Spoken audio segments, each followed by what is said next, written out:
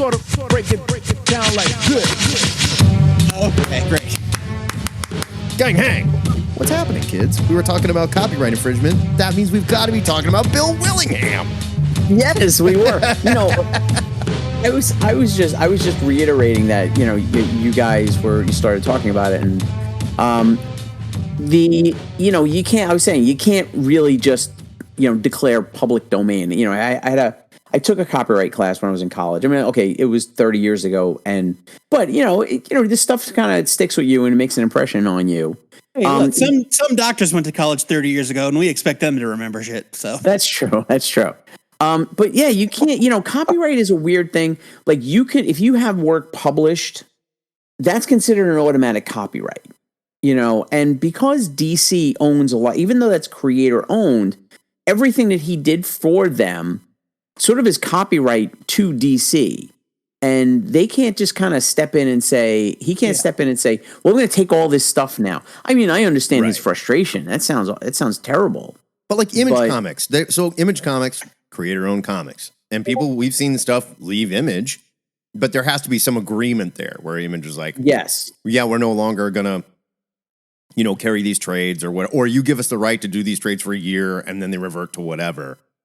So DC, when there's creator on there, it's probably just a different creator ownership, I guess. I don't know. Look at what's referred to in the UK as Marvel Man, but we refer to as Miracle Man, right? Miracle Man, right? Yeah. Okay, that was in litigation for so many years because what was it? Alan Moore owned part of it, or so Alan Moore, that one was a little bit different because Alan Moore ended up taking the book to America to Eclipse Comics, and then Eclipse owned the rights or some of the rights, and Todd McFarlane bought up all of the remaining Eclipse assets after that company went bankrupt earlier in the Image days. Oh, and that's when Todd was like, I own it. It's mine. And everyone went, no. Right. And so, and so, yeah, but it's like, but also,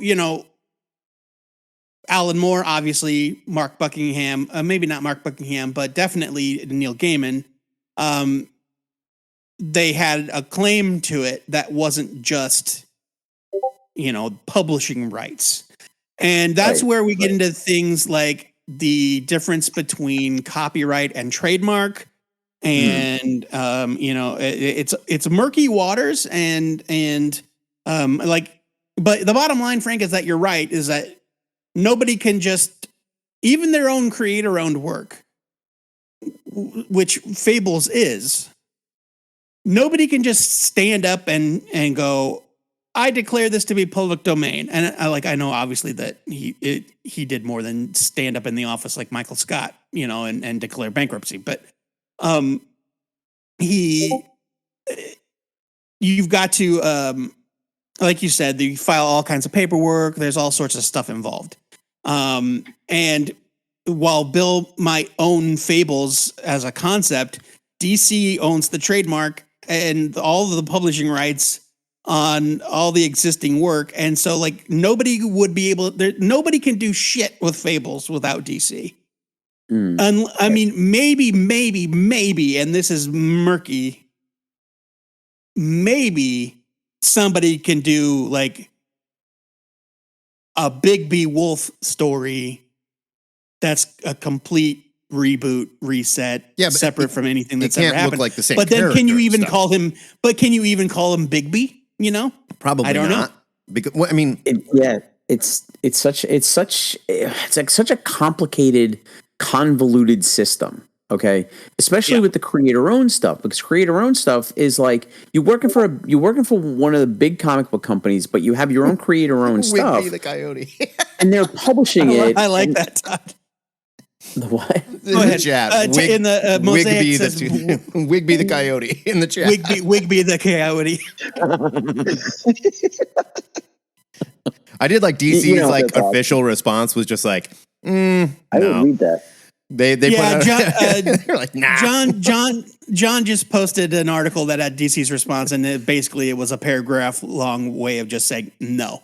It's so complicated from on both ends. You can't just you even when you have something you own. Like there used to be this when I was in high school. You know, there was this like a way to copyright your work, but it's not really copywritten. You take your work, you put it into an envelope, you seal the envelope, and you mail it to yourself. Right. Because it has a dated stamp. Right. It's postmarked. It's postmarked. Right. And yes, you can use that, but is that going to be a legal document in court? And if somebody else says, no, I own that, and you say, no, I own it because here's my envelope that I never opened for the last, 25 years, and this is my work, and I made it up here. I'm like, okay, that's definitely evidence, but I don't know if that holds up. How good your lawyer is. Yeah, that's true. That's true. But that was also like Old West copyright, right? Where you just mail it to yourself. And like it's an official government stamp with this date. I mean, so there you go. It's certainly not nothing, but yeah, it's way more complicated. I'm sure that you can hold up that postmarked envelope and say, look, inside this envelope is my work, and so this date is proof that I created, Astro City, right, before June 5th, 1995 or whatever. Right. But that's to prove like I did it first.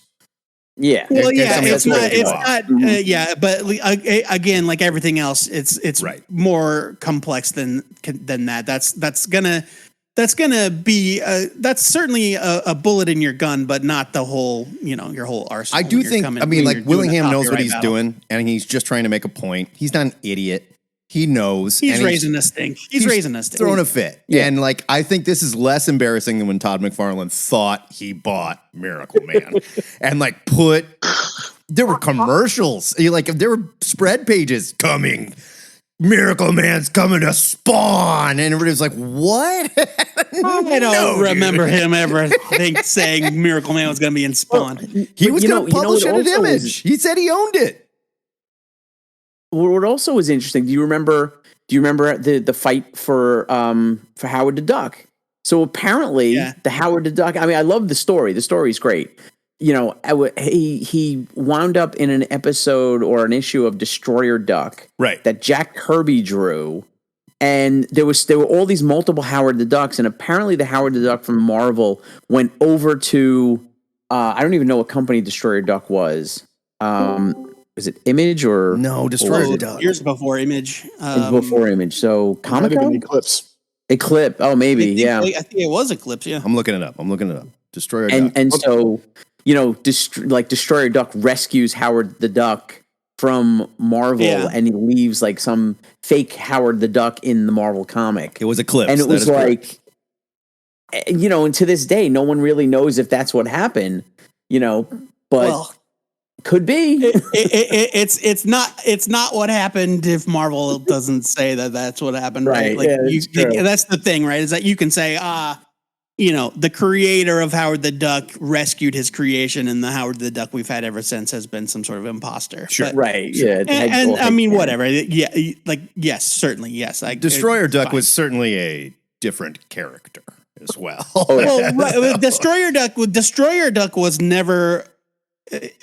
Destroyer Duck was a series that Steve Gerber created and Jack Kirby drew to help Gerber in his copyright battle against Marvel. Yeah. For Howard. So Destroyer Duck only exists because Steve Gerber was in this fight with Marvel and Jack Kirby wanted to help him. And there was just one issue of this, right? It's not like no, it was a series. Oh no, 1 through 5, 6 through 7. There are multiple issues. Yeah. No shit. But so these huge name artists like Kirby, Alfredo Alcala, they helped Gerber create this book to raise money for his lawsuit. And that's why Destroyer Duck exists. Fair enough. Lobo the Duck is an unfortunate. That was an amalgam book. Lobo the Duck is a blip. I believe considered intellectually separate. He looks like a jointly Donald Duck. You would think jointly owned, right? I don't know how it works with amalgam. It's He's owned between DC and Eclipse. That's how that works. No, I think Todd owns a piece. Yes, I think yes. Yeah, well, Todd owns it. I think Lobo the Duck is firmly in public domain Yeah, now, left and foot. anybody Todd- can run with Lobo the Duck. It's yours. It's public Todd domain. paid $25,000 for a filing cabinet from Eclipse Comics, and he thinks he owns all that stuff. Yeah. That's what he did. God, it was hilarious too. It's so many people It's are so- like, did you even talk to a lawyer, or it's just like you're Look, stop. Nope, Now look, Matt, we're you're done making here. fun of Todd McFarlane, but Todd did legitimately buy the rights to everything Eclipse did. Totally agree. Because Eclipse went out of business. Right. So he did own all of those copyrights. Sure, but someone It's else just that owned Miracle Man- Miracle Man. Was more complicated than Right. Your average Eclipse book. Yeah, the only thing worth anything was owned by somebody else. Well, right. Yeah. Yeah. And the Miracle Man, and the now, Silver Age, and now is like, Marvel owns it. So great. Good we're- job, I was going to everybody. say, isn't getting Marvel issue- on it now? Right? yeah, we're getting issue 6 like next week, and I'm pretty sure that series, the Golden Age, whatever they're right, Miracle Man, the Golden Age, We're on Silver Silver Age. Age. Silver Age. Didn't it start like 3 years ago? It was hasn't last been- year. It hasn't It was been 3 last years, year? but it's been a long time. Man, Yeah. it feels like they've Well, really so- trickled those out. the I've thing had with the- I've Go had the ahead, trade Brian. on my shelf for like 7 months, and I'm never going to read it. Yeah. because I don't care. But it was like, oh, I should buy that because it's been 30 years coming, and I'm like, whatever. yeah. It So did. the thing with what we're getting now is that Miracle Man ended in the early 90s, very early 90s, in the middle of the Silver Age storyline. Right. And so it never ended. And so once they sorted all this shit out, Marvel finally got Gaiman and Buckingham to come back. Buckingham redrew the issues or remastered. They look redrew beautiful. Parts, I'm they sure. look beautiful. Yeah. So the stuff that had been the stuff that had been published already, Buckingham kind of redrew and remastered, and that was the first few issues, and then now we're firmly in the first new Miracle Man content since the book went away. I read the first 2 and I felt nothing. It's so nothing. It's Yeah. so. It's like I hope couldn't you do it. remember Miracle Man 1 through 20 because Yeah. 1 through Ugh. 24, however many issues it was. But yeah, so yeah, we're getting now the first new Miracle Man content in decades, and it's the continuation of that storyline that started in 1990, whatever. And it has taken them a long time to get out however many issues they've put out, but that's partially because Mark Buckingham is like doing the work of his career. Yeah, on it's the- gorgeous, but good lord. Did we just figure out why Fables isn't coming out? Yes. I think we may have. I don't. Well, yeah, Because maybe. Bill Willingham's like, I turned in my scripts 2 years ago. It's Yeah. like, well, Marvel they backed a brink truck up to Mark Buckingham's chateau and said, take your time drawing Miracle Man. And it would not so surprise he's doing me. that. Wouldn't surprise me Fair. at all if Mark Buckingham was a lot more likely to have a beer with Neil Gaiman than he was with Bill Willingham. You know, wouldn't surprise me at all. Right. You mean he might have interest Why? in doing Because the they're story? both British. Don't be racist. Yeah, well, everybody in Britain's related, Joe. Right? I mean, no, that's not what I'm saying. And what I'm saying is Bill Willingham is a jerk. So Bill Willingham is British. no, No, Mark Buckingham. Gaiman is. Oh. Gaiman I'm and like, Buckingham are. Oh, Gaiman and Buckingham. Yeah. I mean, I was a fan. I was a fan of Bill Willingham back in his D&D days. Oh yeah, Bill When he Willingham's was- been around for when he was- ever. Oh yeah. Yeah, and then I was so surprised when I saw Elementals and I saw his name on it. I was like, "What? How is this guy doing comic books? Wait a minute, this is great." Elementals, man. I Oh, remember our- people trying to sell me on that book. Like, you got to go back and read it. And I was like, this is Yeah. entirely too horny. Okay. Like, I don't It's want to very get horny. caught with Yeah. this. All right. So Elementals, our friend Dave DeMarco, occasional man. guest host, Loved as it. we call him, though he hasn't guest hosted the show in probably A a decade. decade. At least 10 years. Yeah. Dave DeMarco, co-owner of Legend Comics and Coffee, soon to reopen in its fabulous new location. Elementals is probably one of his favorite comic book series of all time. And he owns multiple complete runs of Elementals. Wow. Because Dave is made of disposable income and has nothing better to spend it on but comic books You know. and comic book stores. So but that's a whole nother conversation. I love Listen, he's I doing love the guy, Lord's but he work. makes a lot of weird purchasing decisions. we just did that Teenage Mutant Ninja Turtles reread with Slack issues, and the guy that funded Eastman and Laird, like, basically said, give me 500 issues and I'm going to sell 400 of them in my shop. And he held on to 100 pristine copies of TMNT #1, first print, right? Wow. Pristine. And he was like, you know what? TMNT seems like a lot of fun, but I think this Elementals thing, I think this is going to be a hit. So he traded 100 pristine copies of TMNT #1 for 100 copies of Elementals #1. Oh, that's a bad choice. Yeah, he writes about it. You know, hey, He's like, needless to we've say, all been there. We've all been there, man. did Like, not put my kids through college with Elementals #1. No, no, sir. Sometimes you're young Joe Patrick and you trade your weird random copy of Marvel's ElfQuest to a kid on the bus for Crisis on Infinite Earths #7, and it changes your life forever. Sure. Sometimes you trade 100 copies of TMNT #1 for 100 copies of Elementals. I probably told this story. It's a dice roll. There's a great question of the week in there somewhere. Like, what is the dumbest comic buying or trading decision you've ever made? Like, I've got an answer for that. Well, I got an answer right now for that. Do it. I had Teenage Ninja Mutant Turtles #2. And even #2, Yeah. first run, Thousands is of worth dollars. like Thousands. tens of thousands. Yeah. Tens of thousands. I looked it up, and I'm kicking myself. I brought it to a comic book shop to sell on consignment because I knew it was worth something at the time. Because even back then, it was worth something. Yeah.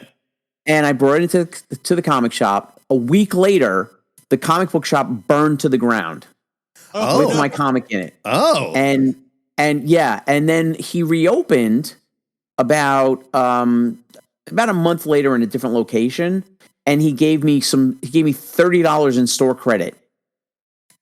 I mean, That was his place burned to the ground. I mean, Yeah. I know. And I doubt it was like a Goodfellas thing where he's like sitting there and they're carrying No, chairs it out wasn't. and he's like got a towel over his shoulders. Like, it's a damn shame, and then they burn the place.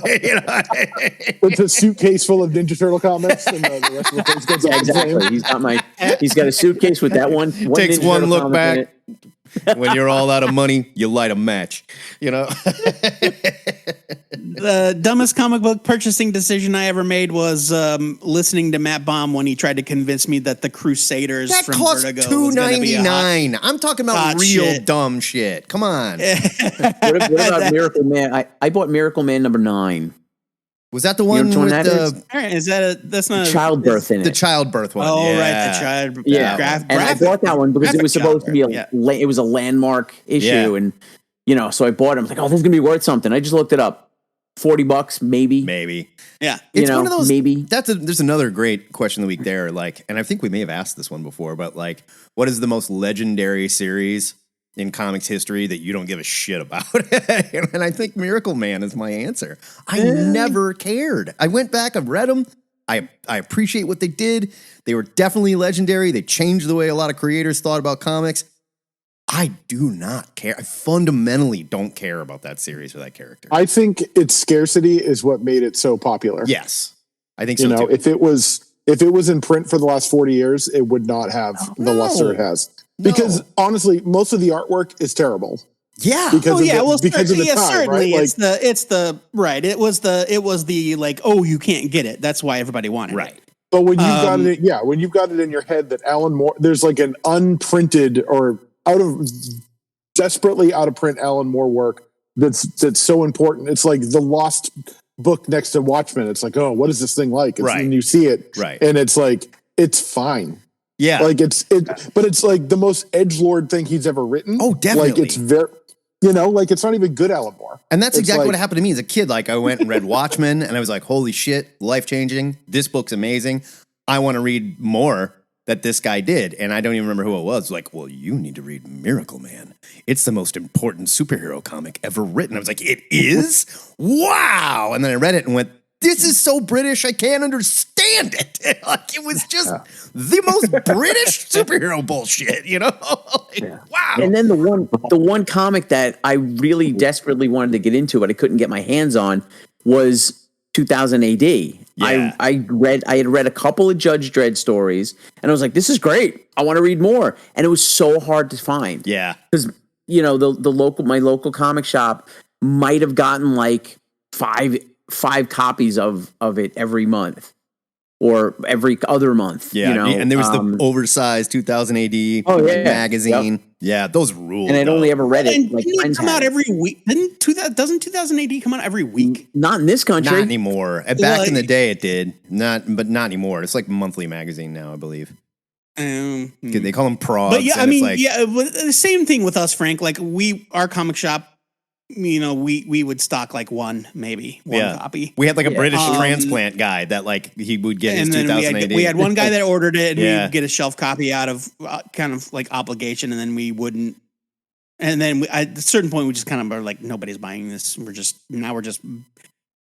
spending. We're wasting magazine bags and boards on these copies of 2000 AD that we're putting in the back stock. I always thought they were But if super people read interesting, it, but there was they would have been into it. It was great stuff. there was man. great stuff, but then there was other stuff, and I'm not saying it's not great. It's important. Yeah. But like I remember there was like a Strontium Dog storyline where I'm pretty sure it wasn't written in English. Like it was so thick Cockney written where I was just like, I don't understand. Plus future slang, you know, like so Cockney plus future slang, and it's just like this is unintelligible.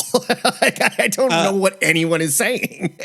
So, Todd Mosaic fan art in the chat is talking about how he discovered Judge Dredd at a flea market, and you know, speaking of 2000 AD stuff, and you know, like it's an anthology, right? Right. And we always say the same thing about anthologies. Some of it's great. good, and some of it's not. Yeah.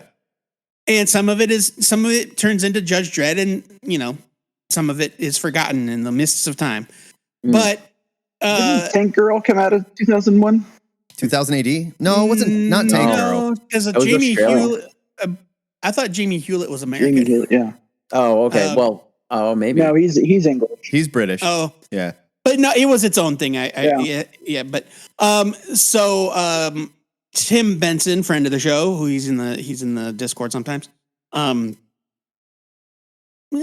bequeathed us a Dropbox folder full of 2000 AD books that he got through Humble Bundle. And the other night I was looking through Judge Dredd case files volumes, and they're so thick. They're thick. And there's so much of it. Yeah. Oh, yeah. And Well, they've there been telling was these only- stories nonstop, weekly, There's only- since the 80s. But these are just the Judge Dredd volumes. Right. Right.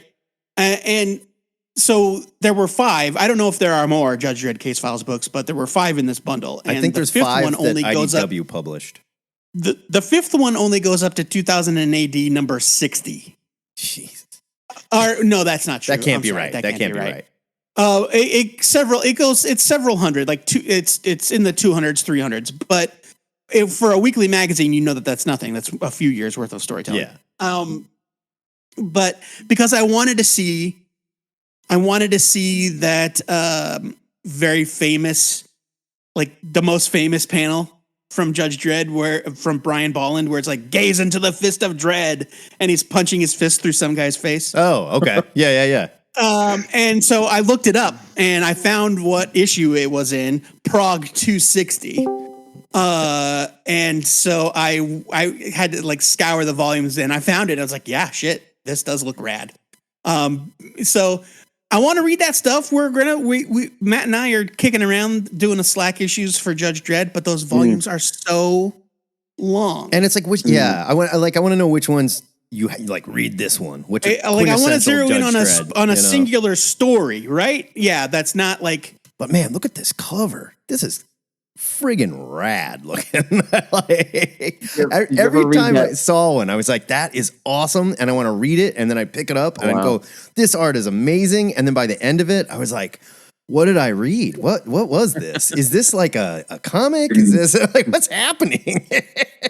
There's this one Judge Dredd story where he goes Dredd goes to this like cabin in a desert, and then it's essentially implying he goes to this desert and he goes to this cabin and he comes out and he's just wearing a trench coat and a hat. You don't see his face, but then it's implied that there was another guy in that cabin that becomes the new Judge Dredd. So it's like he was just like the way the judges work They switched? is it's what they what? They switched? Like a new. I think they either switch or he's a clone. Like when they age out, Fair they enough. just kind of walk off. Well, in the yeah, I mean, desert. so Judge Dredd is a man. Like, Right. his name is Joseph Dredd, I believe. Yeah. But the judge, being a judge, is a role, right? Like there are yeah. judges Right. come and go, I mean, they're like the cops are judges. They're all judge. right? But it's possible that he's been cloned and shit. I mean, he's been around for 40 years, so who knows? I just remember this one story. Isn't that you like know? part of his whole backstory too? Is that he is like something to do with Clone and his brother, or at least maybe his brother was Clone. I don't remember, but yeah, that's like into the lore about Clone is a thing in that world. Is my point. Oh yeah, I mean, I'm sure that's true. But like he was like an actual like human man. Joseph His Dredd, last yep. name is Dredd. Yeah. Joe Dredd. I'm trying to find the issue because I think I said the wrong issue name, but Gaze into the Fist of Dread. I'm sorry, it was Prague 227. So even earlier than the one Matt posted. But and so that was like less than 5 years into 2000 AD, and that is in like I that's like in volume 2 or 3 of the case files phone books. And so like it's so much. Okay, It's so much Did you know to get through. that time passes in the Judge Dredd strip in real time? So as a year passes in life, I didn't hear that. a year passes Yeah. in the comic. Real time. That's crazy. That's kind of cool though. That's a fun First thing. published in 1977. Jesus. I always wanted to get more into the Judge Dredd stuff because I read some off issues here, like the Judge Death origin and Yeah. like some of the other stuff where aliens actually show up, which is kind of a interesting story. But yeah, I need to like read from like start. Well, not start to finish, but at least a couple of good arcs. There is some good stuff Start in at the there. beginning and report back to us, Yeah, just David, start in please. 1977 and go from there, you know? I'll be. It'll be a while, but maybe I will. Fair enough. Fair enough. Judge Dredd first up. This I do know. Judge Dredd first appeared in 2000 AD Prague #2. So he has been in that book as close as close to the very start as you can get, and not being #1. But so yeah, that dude has been in so many issues of that magazine. It's insane. And so to get into it from as a newbie, right? To get into it, just to dip your toe in it and not be able to say, okay, just focus on these particular issues of 2000 AD. Right. They are collected in this book. Right. Like without, and so Todd is helpfully pointing some stuff out in the chat because he's our resident 2000 AD expert, There we closest go. thing we have to one. And but yeah, like it's so daunting, So that's why you just like pick a an artist that but pick a Brian Boland or a Carlos Ezquerra and search best of Judge Dredd Carlos Ezquerra and read it and just have a good time. And you will. It's like saying that you want to read Action Comics, you want to read Superman, but your only option is to find something within the 1,000 plus issues that Right. exist of Action Comics. Judge It's like, Dredd well, not cloned, he gets rejuvenated, a process called rejuvenation because he had cancer. So he had to get rejuvenated. Yikes. So Damon probably knows about Forbidden Planet in New York City, and anyone else who's Yeah. ever been Forbidden Planet's right? great. So I went to the original Forbidden Planet in the UK. And in that original Forbidden Planet in the UK, they had original Brian Boland drawings. Jesus. I nearly fell over. Yeah. I was like, oh my, they have showcases of like artwork from Brian Boland and Dave Gibbons Jesus. and all of these guys that I recognized that I knew were British. That's wild. It was amazing. Well, they probably It all was shopped amazing. there. I'm sure. Like they I'm all, sure they did. yeah, they grew up shopping there. Yeah. There's right of by comic Forbidden. shops, Oh, you go ahead. guys- Sorry, JD. Go ahead. I was just gonna say, speaking of comic shops, you guys, Joe, I think a couple gang hangs ago, you mentioned Comics Pro. I did. Yes. That That was not a question. That was a confirmation. I did. Period. Sorry. I'm actually in the middle of listening to a podcast with an interview with the current president of Comics Pro, Jen Haynes, They are still around. Oh, hey. Okay. and it's Yeah. really fascinating. She's in Canada and she's celebrating 25th anniversary of her store in Toronto, Oh wow. and they're just talking about That's cool. her store and the longevity of her store, and then separating herself from doing the Comics Pro stuff. And then also she's married to one of the co-founders of Distillery. Oh, really? Yeah, like Jen Haynes, that name sounds familiar to me, and so I'm not surprised to hear you say that. I think I've heard her name before. Do you know who she's married to? It's not Chip, it's the other guy. Okay. Do we know how things are going with Distillery? It seems like they had a rocky roll. Well, it's like the No, first book's not out. The first book doesn't come out till November. wasn't it supposed to September. come out a few Right, weeks but ago? No. Well, Just the one shot came Oh, out. the That's one it. shot. The one shot. Okay. Yeah, the way Distillery came up is the interviewer asked her, is like, so what has been some of the top sellers? What are the things that are really doing well in your store? And she's like, well, full disclosure, my bias aside, Right. Devil's Cut blew everything out of the water. Really? Wow. And she was talking about the fact that they, but they did like a big standee for it, and they had like displays and they advertised it. Okay, I'll buy that. And she was talking Okay. about at the store summit, or at the comic retailer summit, someone from Bookscan was talking about how everything in the publishing industry right now, from like traditional books, novels, comics, even magazines, everything is all 100% nostalgia right now. Oh, yeah. Everyone is just going with known properties, and Oh, JD, I think we lost your audio. to do some. There he is. In and out. Okay. There you are. Okay, we got you. All right. Maybe. Could break through with actual, what do you call it? Something new and exciting Right. that would really blow open the market. And they're saying that's what Distillery might be doing, but that's beside the point. It was interesting that Joe mentioned Comics Pro, and I'm like, oh, hey, this person from Comics Pro showed up in my podcast feed, and it was really interesting. Yeah, that is quite a coincidence. Comics Pro didn't go away. It's just, it's like, imagine, if you will, there were 1,000 pipe fitters Sure. in Right. the United States that just like fucking refused to join the union. You're right. And it's like, you guys are auto workers or any famous, like any like well-known, kind of national or regional union. It's like, you guys, I don't think you understand what we're trying to do here. Right. And they're just like, no. Right. Pay dues. Or when you came to them, they're like, dues, well, how much does dare it cost? you? And you're like, $5. They're like, that's insane. You Oh, know? no. Like, I like $5? man, I try my very best to avoid shit talking anybody that I know personally that I may have worked for or with. But I know from firsthand experience that there are retailers out there that were angry at the idea that they had to pay membership dues to be part of the Comic Pro Union. And it was nothing. It was like a monthly due, and it was nothing. It was like $25 or something like that. I can't even remember. It's like, it was under I mean- $50, under $50 a month. And like, right. And we were And even it's like, we'll pay it.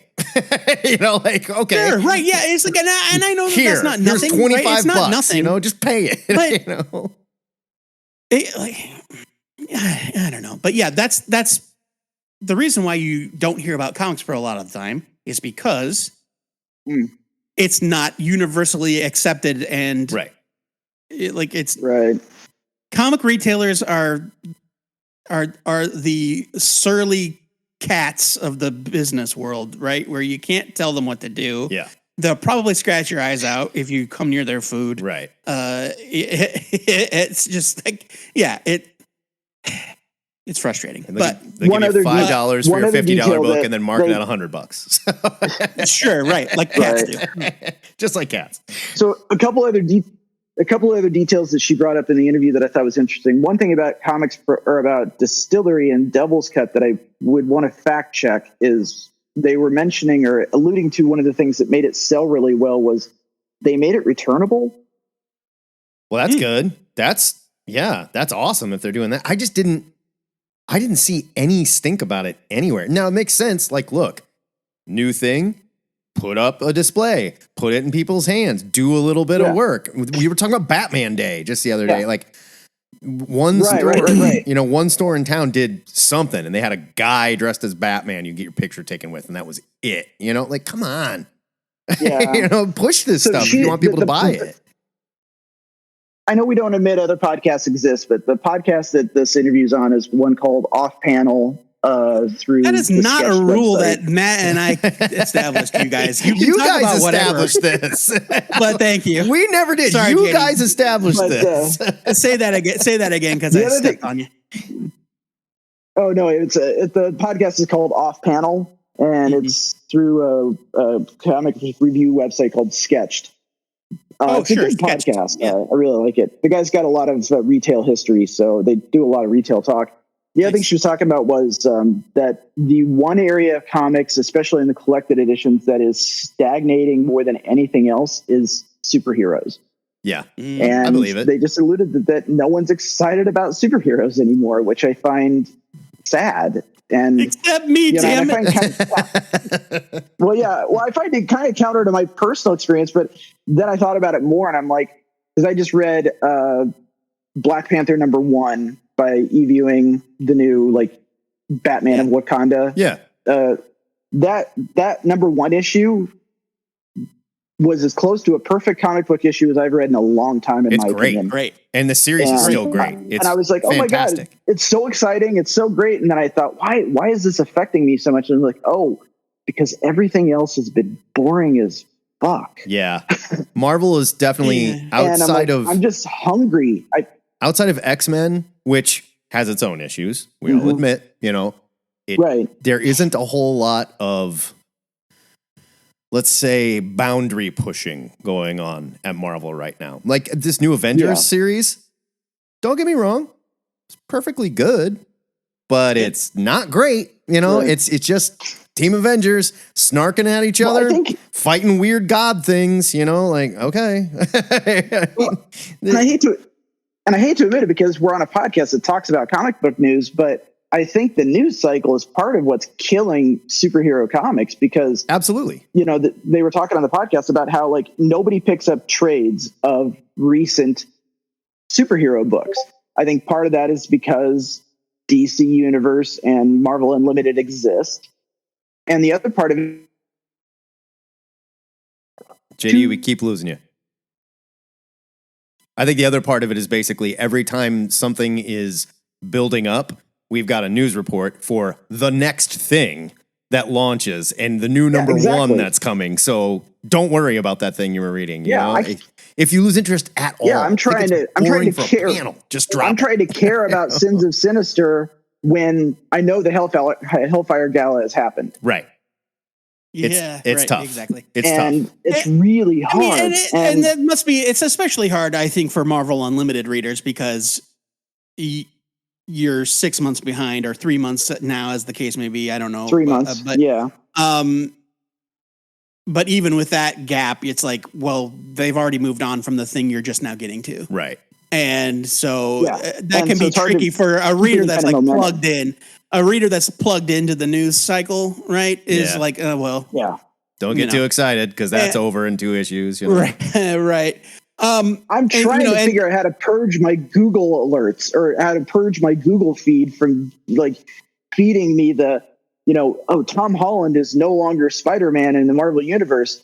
And it's like, well, yeah, they haven't done a movie in a while, but the story was not about that. It was about Ms. Marvel taking his place metaphorically. And I was like, this isn't even a story. What? Yeah. It's so right. You're fighting on multiple fronts. It's one reading behind the news cycle. Yeah. Two, the company's not really pushing any boundaries or doing anything super exciting. Yeah. Marvel and DC, we're talking for the most part.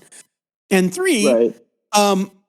The comic book news industry is not really full of anybody actually reporting the news. It's all advertisements it's and clickbait. press clipped. Or right, paid clickbait articles and AI right. now. Yeah. And AI. And so it's like, well, how do you separate the wheat from the chaff? And how do you like get excited about something like Todd, Mosaic? Again, I keep calling him Todd. He's Mosaic fan art in the chat. His name's Todd. He mentioned the Massive Verse, which is what Kyle Higgins' little corner at Image Comics, Radiant Black. It's great. Inferno Girl Red, Right. It's really good. et cetera, et cetera. Yeah, the Power Rangers thing. Yeah. It's basically. sort of, yeah. It's Sentai. It's kind stuff, of like yeah. Power Rangers and Power Rangers and Green Lantern and Invincible kind of had a weird three-headed baby. But yeah, it's Super it's Sentai great. stuff It's for so you manga good. kids. You're right. And it's kind of like, it reminds me of, when Robert Kirkman came out with Invincible in 2003. It was many years ago. You guys know that battle? God, it was 20 years ago. Jesus Christ. Yeah. Wretchedly So when old man. when Invincible came out, there's nothing especially outrageously different about it. Right? It's all of the, like, you can identify all of the individual parts. It's just that the way that he put those parts together was innovative and fun and exciting and new. Yeah. And that's what the Massiverse kind of reminds me of, is that when Kirkman came in and was like, you can tell a superhero story in a fun, new, and interesting way. Yeah. I agree. And I just wish that Marvel and DC would. And now I like what DC is doing currently. Dawn of DC is working for me. It is. No, it's a market improvement. I agree. But and Marvel winning. books, I barely care about anything happening at Marvel. Like even this new Thor, Well, which that's is what great. I like about that Black Panther book. That Black Panther book was just, I mean, it was so new, so fresh. I haven't read Black Panther in probably 3 story arcs, and I was not lost. I mean, they did a great job. Same. I haven't read Black Panther. I haven't read Black Panther in an ongoing way since Christopher Priest's run ended. Right, and so right. I didn't read any of the space stuff. I don't know anything about that. Right. It was I've known that these things fantastic. happen. I read it. I It knew was that. great. I knew that. Ta-Nehisi Coates was doing some stuff. Like, I knew broad strokes just through osmosis. Yeah. But I didn't know anything really about. I didn't know that a lot of the details about what was going on with Black Panther or Wakanda. And I read that issue and I was like, perfect. I got it. It's a perfect on-ramp. Yeah. Yeah. It's like this new. It's like DC, Birds of Prey #1 that just came out by your girl Kelly Thompson. Yeah, and it was great. Fantastic. It was fantastic. It's probably So best comic book of the year. I'm calling it so far. I want to ask one last question before I pass over to someone else. So I'm always looking for an on-ramp to DC, and I've been hearing a lot about this Mark Waid, World's Finest, kind of continuity adjacent story. Is that a good place to start? Would that be like something cool for me to pick up? It's certainly safe as an on-ramp, I think. You get it, so Here's the thing about World's Finest. It takes place in kind of this nebulous past. Yeah. Where which is why I think it might be good. Like, you don't need to worry about current continuity, certainly, but it does make a lot of references. Like, certainly things are established. And I don't know that you would be punished for not knowing all of it, but I think that you could probably give it a read and like dip your toe in with that, because it is like there are things that are just already established, like Robin, Supergirl, these things are already the Batman Superman relationship. Sure. A lot of the villains are already around, and so they reference. I know all that things. through osmosis. So Sure, right, Yeah. and they might reference things, but you don't have to. It doesn't have anything to do with current continuity, except for that one time that they tried with Lazarus Planet. Barf. But Barf. you don't have to read Lazarus. I think the new Just- Titans book as well. If you want to do something Yeah, in continuity, World's Finest Teen Titans, right? Exactly, is an offshoot of that, where it takes place in that same time period. I mean where the it's new, like- just the regular Titans book that's coming out right now. If you want to read something in continuity, I think picking up Titans #1, they did a really nice job saying, Brian doesn't agree. "Oh, you don't like it, Brian?" We're already at brother blood nonsense. Well, of course. I know, and you called that. You called that before the book even came out. Yep. I told because they can't. You're like, if they're going to be they the got new the worst JLA and they villains. end up fighting Brother Blood, then I what's the think point? Taylor's doing a good job And with the that's book. what- I do agree. It is Their a good dumb book, but- villains are back, but I think Taylor's doing a really good job with it. Okay, but real quick though, before we get into a completely separate rant, JD, yes, I think that you might enjoy World's Finest. yeah, I think I can and get then- it pretty risk-free Hulu, or from Yeah, Hoopla. So Yeah, There and then are- once JD, you get to, once you get up to that point in the reading, they bring in the Teen Titans, and now there is a spin-off miniseries called World's Finest Teen Titans. It's really good. That is set in that same era. Great, there's great runs. I do not like the Titans. It's really good. Brian, what were you gonna say? They've made that real effort. Part the Dawn of the DC is a big part of it, but even I think we're on issue 12 of the World's Finest, so that started like a year ago. Yeah. They've really been that under your breath future state, which was just dumping out. It was all the 5, what was it, Generation 5 or G5 stuff they didn't actually do. They just kind of like 5G, right? Yeah. 5G. They published everything Right. for 2 months and let people get caught up and reset. And then after that, new, really simple, basic status quos for everybody. And now they've really been doing it again. We're on like issue 3 of the Green Lantern book, which is pretty good. It's great. I mean, I wouldn't recommend it. Someone trying to get into DC, but if you're a Green Lantern fan, and you like Hal Jordan, I like it a lot. Yeah. The art is phenomenal, and Jeremy Adams is a really, really great. He's like a young Mark Waid. Like he gets. I agree. He can, and part of it's like he's a TV and movie writer. Yeah. He gets to the kernels, like what is the core of this character, and nails it. And he's great at it. So his Flash run was really great for that reason. But again, that's a book that if you're not a DC guy, then maybe not the Flash, because he had to. Yeah, I mean, he had to dig a whole lot of it. But if you want to know how Wally West works, that first trade tells you everything you need to know, and it's like such a love letter to the character and a formal apology from DC of yeah, we know, man, sorry, an acknowledgement of wrongdoing. Sorry when you went and murdered all those people at the insane sorry. asylum. That was Yeah, a brutal bummer. We know you didn't do that. But books like Tom Taylor's Nightwing is the quintessential Nightwing story, It's and lovely. it kind of feels like it doesn't ignore the last 10 years, but it feels as evidenced by McDaniel. Rick Grayson rearing his ugly head in the most recent issue. Oh, you I know, I kidding couldn't me? believe that. Rick Grayson. Yeah. It was flashback. To Oh, this okay. Rick And Grayson. what? And it kind of when I saw why they did it, I was like, all right, it's begrudgingly fine. Yeah, But, it works. it Totally works. Yeah.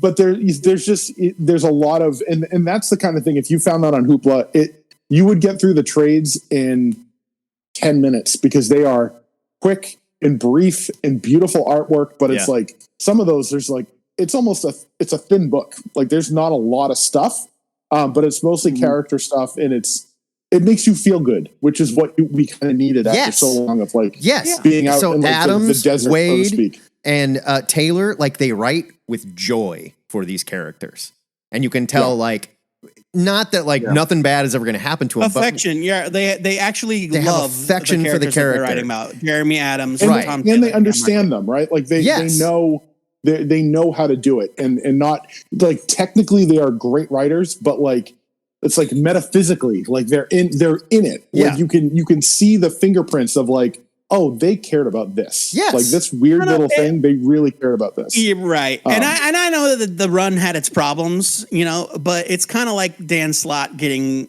tapped to be the permanent writer of Amazing Spider-Man after the Brand New Day era, where it was the rotating writers. Yeah. And Right. finally they were like, okay, Dan Slott. And it's like literally the only thing Dan Slott has ever wanted to do in his entire life is write Spider-Man. And it showed. And so, and it showed, and it showed, right? Yeah. And that's kind of, like, I totally 100% agree with Brian. If you can find that Nightwing trade on Hoopla, volume 1, I think it's called Back to Basics. Yes.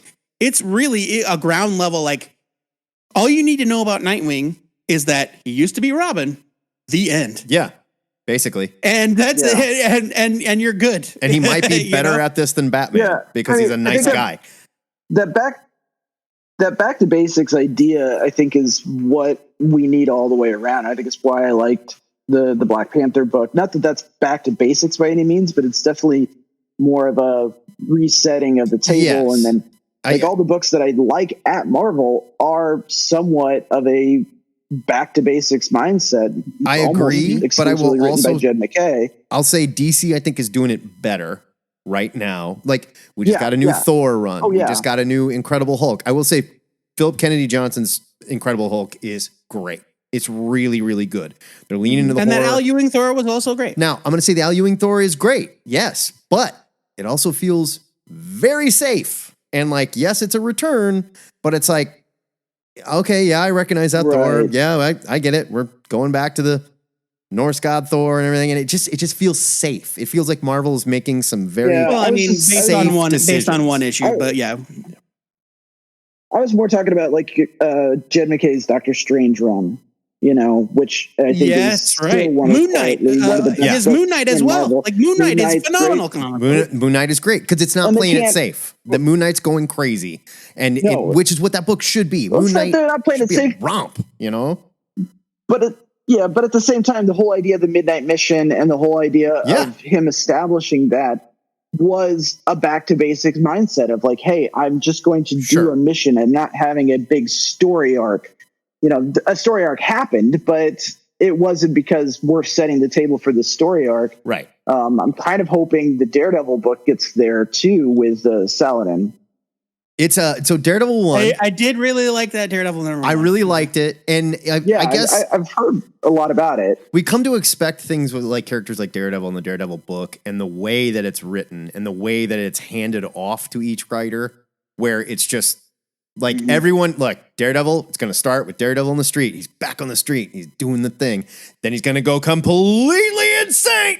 Then we're going to put him back on the street. I love how they've escalated, right? Like it started with Bendis, right? Where it's like, every writer since Bendis has left Daredevil in a crazy place for the next guy. And so with Bendis, it was like, I'm going to reveal his identity to the world. Ha ha ha. Your turn, Ed Brubaker. And Ed Brubaker's like, okay, fine. He's in prison now. Put him in jail. Yeah. Andy Diggle. Well, we don't have to talk about Andy Diggle so much, but he kills a guy. Okay, moving on. He's a demon that killed someone. Right. And then Mark Waid's like, well, he's gonna forget. He's gonna like say fuck all that noise and move to San Francisco and act like none of it happened. And be happy-go-lucky, but really not because his life was a terrible, crushing series of heartbreaks and et cetera, et cetera, et cetera. And then Charles Soule's like, I don't know, sidekick. I mean, he's God. Forgot about the side. But then Chip Zdarsky was like, Blindside. right. God. But then blind spot, and then Chip Zdarsky was like, sorry, he's dead now. Like the next guy was like, whoa, all right. Now he's a priest. Yeah. Now he's back and he's a priest. Yeah, maybe. Unless you come back from dead. No, he just they did the first issue. Like, how do you come back from the dead? Like this. Oh, okay. Yeah, I agree with what Brian and Todd talking in the chat. Like, I do wish, like, spoilers a little bit for Daredevil number 1. It's like it's a comic book about Daredevil, so by the end of issue 1, he is Daredevil. Yeah. It happens pretty quick. It does, considering. and that's the one thing that I do agree. It happened too quick. They could have taken an arc. If you're to get going to into that shake me point, on this right? thing, like if you're going How to about sell issue it, 3? issue 3. Sure, issue 3, right? Right. It's page 19. It's You know? like, I'm Daredevil again. It's like, great. Okay. I don't know. Sure. I guess so. Yeah. I did I really mean, what like he Cougar's does- art. And on that book, it's like, all right, who they going to Shanghai into writing this next? Is it going to be Eve Ewing? Is it going to be like in 11 months? It's going to be a new writer. So who's it going to Yeah. be? You know, Right. like this is, Right. And it's I will say, and I will say, Marvel's stable of writers. If we were going to use a sports analogy, they've got kind of a thin bench. There's a reason why. They do. There's a reason They why. do. DC pays more, considerably more. Oh, Like Marvel writers interesting. don't get the same contracts that they do at DC. So that's why we are seeing people defecting and going to DC and getting jobs because they're getting paid. So Marvel is famous for Yeah, being it's cheap one of on the that things I'm front. It's like you've always One of wanted the to things I'm write excited Spider-Man. about, Here you Legend coming go. back for. You take it away, Dan Slott. Spider-Man, it's yours. And yay, it's a dream come true. And then he gets his first paycheck and goes, Right.